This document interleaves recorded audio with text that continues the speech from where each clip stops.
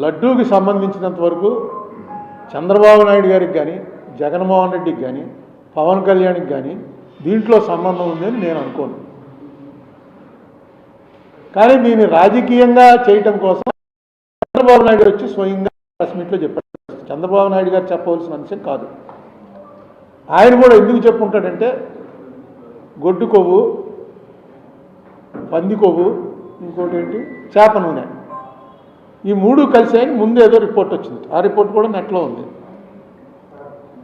ఆ రిపోర్ట్ చూసి ఆయన ఇది మంచి పాయింట్, జగన్ని ఫినిష్ చేయడానికి మంచి పాయింట్ అనుకుని ఉంటాడు ఆయన చెప్పాడు. చెప్పింది కూడా రిపోర్ట్ బేస్గానే చెప్పాడు. ఆ రిపోర్ట్ రాకపోతే ఆయన రాడు. పవన్ కళ్యాణ్ గారు తర్వాత సనాతన ధర్మం, గుడిమెట్లు కడగటం ఇవన్నీ ఆయన చేశాడు.